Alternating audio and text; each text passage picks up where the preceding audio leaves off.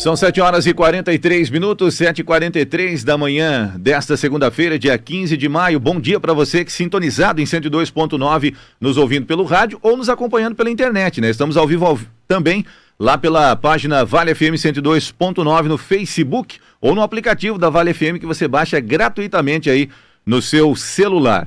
A nossa entrevista do dia recebe com muito prazer nesta manhã de segunda-feira aqui nos estúdios da Vale FM, elas que são representantes, né, do setor social aqui do nosso município e vão nos falar sobre um evento que acontece anualmente e que visa aí o combate ao abuso e à exploração sexual contra crianças e adolescentes. Recebo com muito prazer nesta manhã de segunda-feira aqui nos estúdios a Karine Pires Gede, ela é coordenadora, né, do Centro de Referência e Assistência Social, o CRAS aqui de Tijucas, e a Roseli Stel, presidente do Fórum Catarinense pelo Fim da Violência e Exploração Sexual Infanto-Juvenil, é pedagoga também do nosso CRAS e conselheira, né, estadual dos direitos da criança e do adolescente. Elas vão nos falar sobre a 18ª Semana Tijuquense de Combate à Violência, ao Abuso e à Exploração Sexual contra crianças e adolescentes, que começa nesta segunda-feira, dia 15 de maio.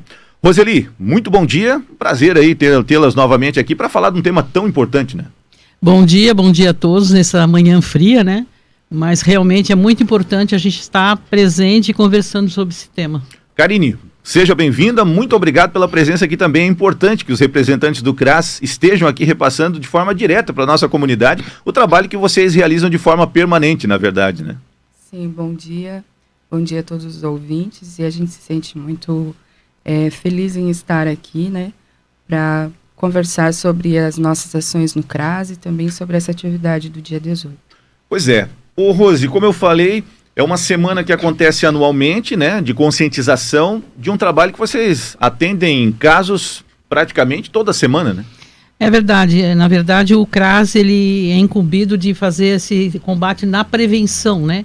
Então, a gente está lá na ponta fazendo essa prevenção todos os dias, né? Com famílias, com adolescentes, lá no nosso serviço de convivência, o antigo PET, né? Que todo mundo conhecia. A gente sempre faz esse serviço interferindo, vendo quais as necessidades do município, né? E através do fórum também a gente faz esse combate em 295 municípios, né? É bem importante. Não que a gente faz o combate direto, né? A gente incentiva para que as unidades, né, façam essa intervenção em cada município, principalmente nessa data. Eu digo que falar esse assunto não podia ser só essa data, tinha que ser o ano todo realmente, verdade, né? Verdade. E o CRAS tem essa incumbência, né, de o ano todo a gente atende as famílias, quando percebe alguma coisa, a gente já entra com a intervenção e isso é bem importante. Ô Karine, e como é que vocês definiram as ações desse ano, né, para essa conscientização? O que está proposto para esse ano? Então, o pessoal todo se reuniu, né, e foi definida então algumas palestras que já vêm sendo realizadas nas escolas. São 13 escolas do município, então toda semana nas quartas e quintas estão sendo realizadas as ações com as crianças, né, com os alunos. E para o dia 18, agora na quinta-feira, então vai ter uma ação no período da manhã aqui na Concha Acústica, né? E ali toda a comunidade está sendo convidada a participar. A gente vai ter um café da manhã, né? E no período da noite, às 19 horas, no Anfiteatro Leda Regina, vai ter uma palestra para os profissionais que compõem a Rede de Proteção, Educação, Saúde e Assistência Social, CRAS, CREAS e Conselho Tutelar. E essas atividades nas escolas, elas se prolongam ainda até o início do mês de maio, né, Roseli? No junho, até junho. Até junho, desculpa. A gente vai até meados de junho, porque são 13 escolas, né? Esse ano, Sidney, a gente optou em trabalhar as crianças do Fundamental 1, pré-1 e primeiro ano, mas alguns colégios a gente está trabalhando até a 4ª série, porque a gente está trabalhando na prevenção. Com eles, o que pode e o que não pode acontecer com eles, o toque do bem, o toque do mal. Certo. Então, uma coisa bem pedagógica, né? A Univale também está presente, né? Então, eles são dois como é que se diz? Dois alunos, né? Que estão ainda cursando, e mais o professor, que eles realmente estão trabalhando bem legal, assim, a prevenção. Olha, o que pode e o que não pode, porque a criança pequena, às vezes, Você sabe que o perigo maior não está debaixo da cama, né? Está É. dentro dos lares ali, né? O bicho-papão. Verdade. Então a gente precisa realmente alertar as crianças o que pode, não pode. Porque a criança nessa idade, às vezes, ela sofre essa violência durante muito tempo, para depois ela descobrir que isso não deveria acontecer com ela, né? E isso deixa marcas assim para a saúde mental, para tudo. Deixa muitas marcas para o resto da vida. Provado já cientificamente, Sidney, que quem sofre abuso sexual, os traumas, vai até a segunda geração, vai pela genética. Então Imagino. é uma coisa, saúde pública, né? Tem que ser combatida todos os dias. Imagino. Do ano passado para cá, né, quando a gente falou sobre esse tema, eu não sei se foi pela ampliação dos canais de informação, né, mas a gente tem recebido, parece que um número maior de ocorrências relacionadas aqui na nossa região. Não sei se é porque a Polícia Militar passou a divulgar mais, ou se realmente os casos estão acontecendo mais, ou até as vítimas estão tendo, né, um ímpeto um pouco maior para realizarem as denúncias. Vocês que as recebem, o que vocês têm observado, Rose? Realmente, às vezes, né, tem município que entendia antigamente assim, que não queriam mostrar números, porque dava a impressão que aquele município era muito violento, né? E a gente sempre disse o seguinte, que as denúncias é a pontinha do iceberg, certo, né? São poucos que a gente chega realmente a descobrir, porque acontece entre quatro paredes, dentro do lar, precisa ter uma movimentação. E essa movimentação a gente tem feito muito aqui na cidade. Você vê que em 2016 a gente criou a Semana de Combate à Violência, né, para estar tratando esse assunto a semana toda. E, na verdade, esse ano a gente está tratando o mês todo e ultrapassando outro mês, falando sobre isso nas escolas. Então, isso alerta realmente, né? O Fórum também tem essa incumbência de fazer esse movimento todo, né, para levantar essa poeira que está debaixo do tapete, né? claro. Então, quanto mais denúncia, a gente significa que mais está se trabalhando dentro do município. Perfeito. Né? Quando acontece, não tem denúncia nenhuma, meu município é tranquilo, não, então está muito escondido. Vamos falar sobre isso, vamos fazer a prevenção, porque a verdade vai aparecer. Certo. Ô Karine, qual que é o trabalho realizado pelo CRAS no atendimento, né, a essas famílias que por muitas vezes vêm com essas demandas aí através dos demais órgãos que compõem a rede hoje no município, né? Sim. Então, o CRAS, na verdade, ele trabalha mais com a prevenção, né? Antes dessa situação se estabelecer. Então, a gente tem dois trabalhos principais, que é o PAIF, que é o Programa de Atenção Integral à Família, e complementando o PAIF, a gente tem o Serviço de Convivência e Fortalecimento de Vínculos. Quando as famílias chegam até nós, a gente atende a proteção básica, né? E faz os acompanhamentos tentando prevenir que situações de violência aconteçam. Certo. Quando essa situação ela já se estabeleceu, então a gente recebe a família, ouve a demanda e faz o encaminhamento ao CREAS, que é o Centro de Referência Especializado de Assistência Social, que vai atender essas famílias onde a situação já aconteceu. Certo. Né? Eles fazem o atendimento especializado e tentando resolver essa situação, e às vezes é necessário, então, que a família retorne ao acompanhamento do CRAS. Então, as crianças, elas são encaminhadas ao serviço de convivência, onde é trabalhado mais grupos, né, por faixa etária. Mas não somente as crianças são atendidas no serviço de convivência, são crianças, os adultos também, né.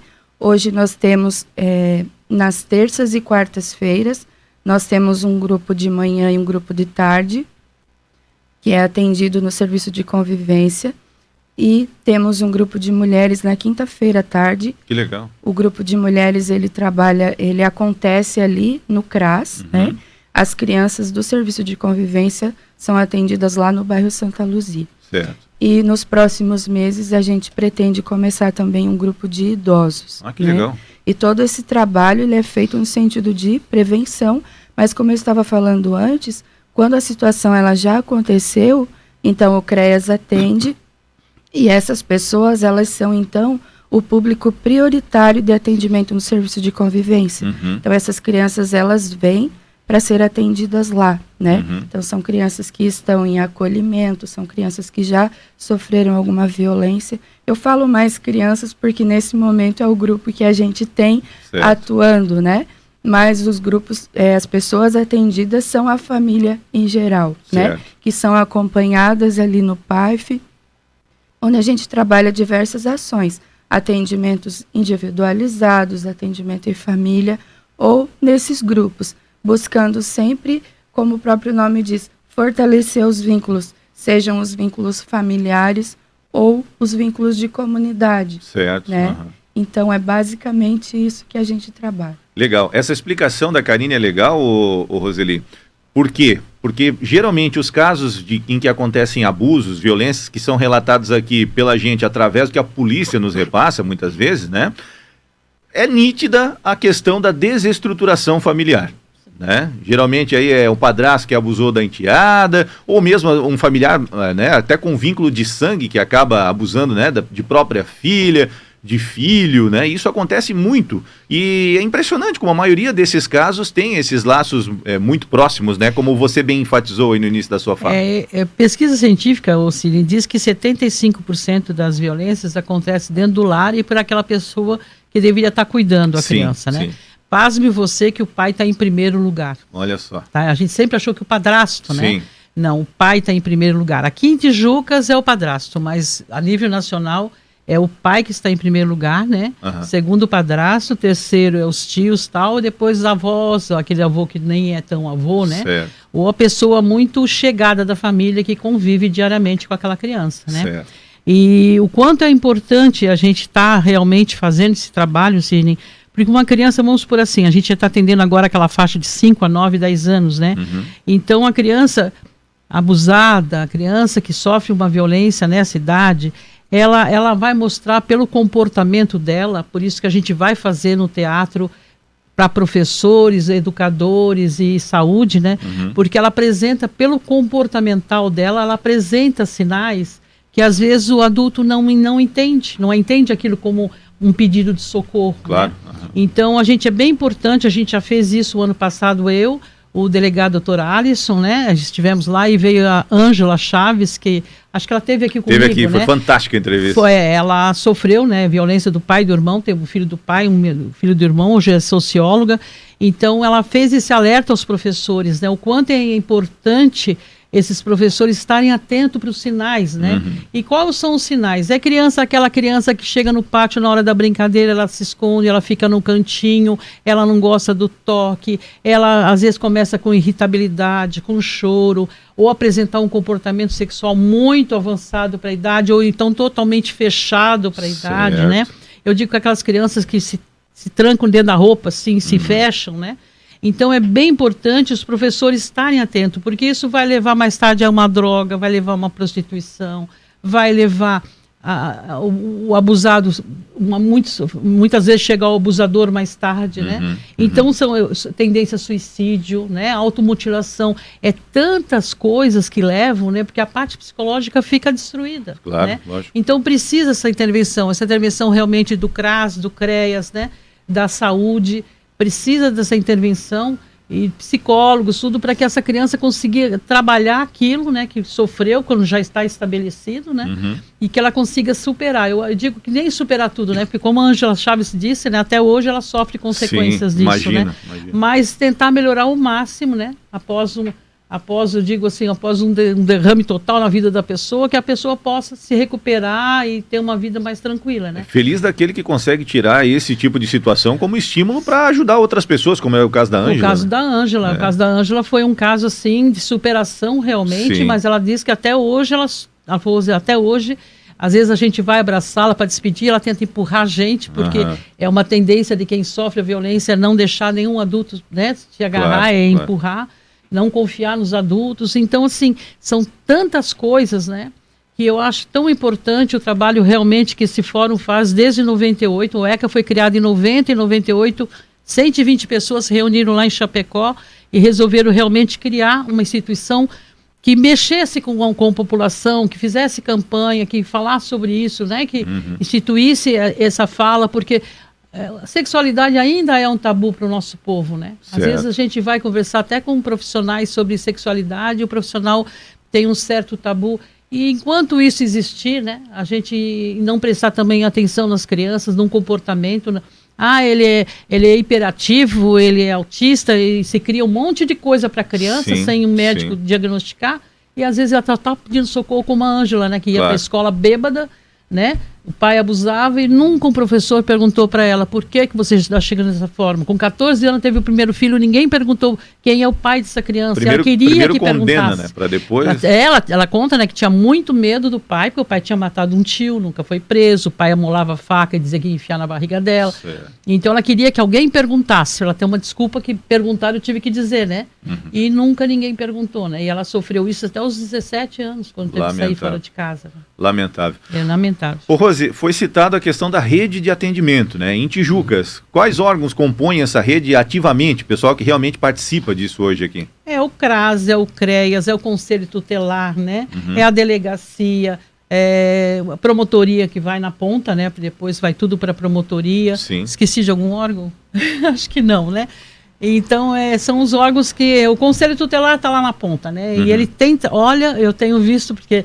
A minha filha faz uma época de conselho tutelar todo ano, 5 meses, fazendo as férias deles, e tudo que a gente comenta, porque sempre, né, eu trabalho com a violência também, eu vejo tanto que eles têm trabalhado todos os dias, efetivamente, né.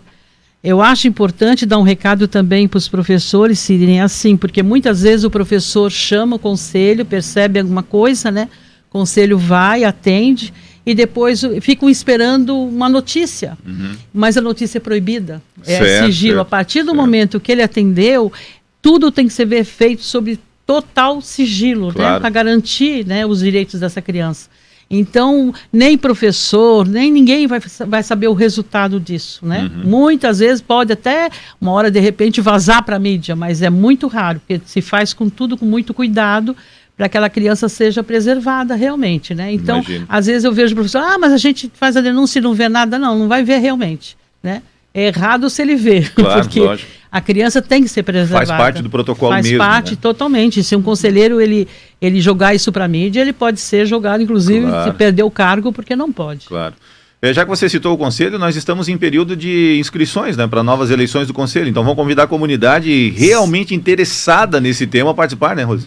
Na verdade, para ser conselheiro, Sidney, tem que ter força, tem que ter muito equilíbrio emocional, porque você não vai ser convidado para um churrasco. Claro, lógico. Sabe? Quem entra lá vai ser para trazer realmente os problemas sérios, né, que afetam as pessoas, e tem que ter perfil, porque se não tiver perfil, muitas crianças vão deixar de ser atendidas, vão deixar de ser socorridas, porque o conselheiro meio se desequilibra, né? E não tem que ter preparo, tem que ser pessoas que já lidam com criança, adolescente.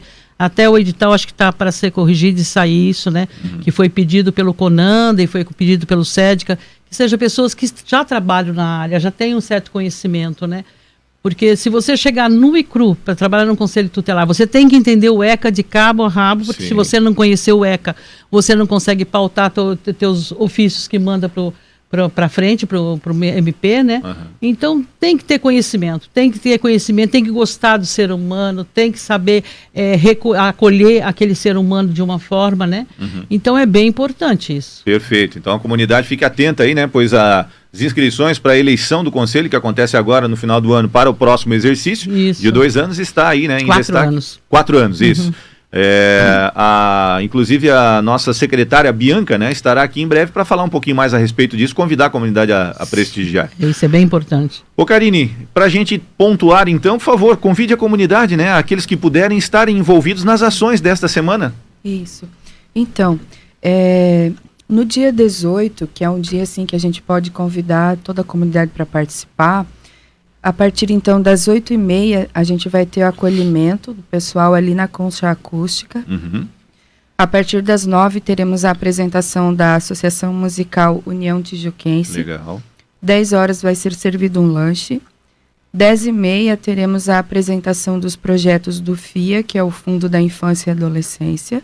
E às 11h30 terá o encerramento. Então, essa é uma atividade que toda a comunidade poderá participar, tá?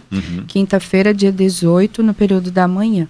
Legal. E aí, à noite, teremos, então, uma atividade no teatro que é mais voltada aos profissionais que atuam nessa área, né? Profissionais. Dizer aos pais também, né? Eu acho que vocês até acham penso que acharão importante isso também, para que instigue ao seu filho, né? O que está sendo repassado nessas orientações? Porque o que está me chamando a atenção aí, Rose, é que estão sendo repassadas essas orientações através desse trabalho lúdico Sim. com as crianças de idade menor, né? E isso é importante, né? É bem importante, e nesse dia também, no dia 18 de manhã, a gente vai estar entregando alguns panfletos, vai estar orientando quem quiser conversar sobre isso, né? Vai estar orientando a população. Ai, me falhou agora, eu ia passar uma outra mensagem, deu um branco. Mas eu acho bem importante, assim, as pessoas irem realmente conhecer o trabalho, né? O que é sendo feito. Os adolescentes participando, alerta também. Claro. Se não tem uma escola que a gente vá fazer o trabalho que não venha denúncia. Olha só. Né? Então, isso é importante, é saber que as pessoas estão sendo alertadas, os professores estão sendo alertados, né? E isso é bem importante, é cuidar das nossas crianças, né? O mais importante é o cuidado com as nossas crianças, para que a gente não venha ter mais uma sociedade cada dia mais violenta, né? Justamente. Sempre falo isso aqui, a partir da família, né? A família é a primeira, né? Que deve estar inserida nessa preocupação aí com os seus, né? Prestar atenção, eu digo assim, né, para a família, para a mãe que trabalha, larga o filho às vezes até com um vizinho para cuidar, um vizinho muito querido, muito amigo. Eu digo assim, qual é a cara de um pedófilo? Não existe, Sirene. O pedófilo é aquele cara bem quisto pela sociedade, todo mundo gosta dele, ele é muito cordial, ele adora cuidar da tua criança quando você sai, ele adora ter a geladeira cheia de chocolate, sabe? Então preste atenção, né? Não deixe as crianças sozinhas com adultos desconhecidos ou na casa de pessoas que você não conheça. Isso já é um cuidado, né? Que eu digo que a negligência da família às vezes leva a criança para a zona de risco. Sem dúvida. Então é muito importante a gente estar alertando a família e prestar atenção. A criança não quer ficar com o adulto, não gosta de um adulto, não quer o toque. A criança mudou de comportamento, o que está acontecendo? Isso é bem importante, né? Mudou o comportamento, senta, conversa, pesquisa, porque a criança, pelo comportamental, às vezes, ela tem vergonha de contar, né? Então, a violência sexual seria uma coisa bem, assim, objetiva. A criança sofre a violência, o adolescente sofre a violência e ele se sente culpado. E nessa culpa, ele tenta esconder esse segredo, né? Então, a criança tem um segredo com o adulto, já está errado, alguma coisa tenha nesse caminho, né? Perfeito. Então, esses precalços a gente tem que ficar bem mais alerta. Perfeito. Todos atentos. Obrigado a vocês pelas orientações, sempre muito importante a gente estar repassando isso aqui. E, Karine, os microfones da Rádio Vale sempre abertos ao trabalho que o CRAS realiza aqui para a nossa comunidade. Então, sugira bons assuntos para a gente comentar aqui, viu? Fique à vontade. Certo, muito obrigada. A gente agradece pelo convite, né? E a gente está sempre trabalhando em ações nesse sentido, né? Como eu falei, trabalhando com os grupos. É importante frisar, assim, que esses trabalhos que a gente faz, por exemplo, no serviço de convivência, o pai, filho, os grupos que acontecem ali, eles não são grupos, assim, totalmente abertos à comunidade, né? Então, a equipe técnica faz o atendimento e identifica a situação, faz o encaminhamento, né? Porque ali, no atendimento individualizado, a gente vai identificar alguma situação que está acontecendo naquela família e que precisa de uma ação de uma equipe técnica, né? De um profissional que conhece, que pode atuar naquela situação. Então, as crianças que estão lá no serviço de convivência, elas fazem parte do público que é encaminhado pelo CREAS, né? E o público que a gente identifica durante o atendimento ali, né? Todo esse pessoal que participa desses grupos, eles não são grupos abertos. Né? Então, a gente conversa com o pessoal, por exemplo, os adultos, a gente geralmente busca conversar com eles, que tema que eles gostam de trabalhar, o que a gente... Sempre conversando com o usuário, que a gente chama, esse público que a gente atende, chama de usuários, né? Os usuários da assistência, trabalhando aquilo que a gente entende que é necessário, mas sempre conversando com eles para que eles possam falar também. Porque às vezes a gente imagina que uma ideia que a gente tem vai trazer resultado, mas na verdade não é aquilo.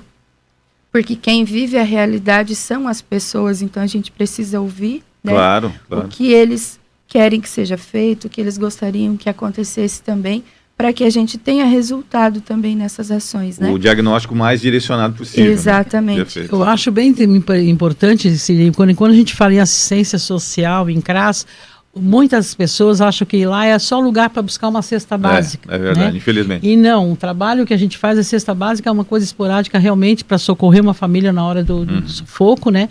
Mas o trabalho realmente reorganizar essa sociedade, reorganizar essa família que às vezes realmente está desestruturada, né?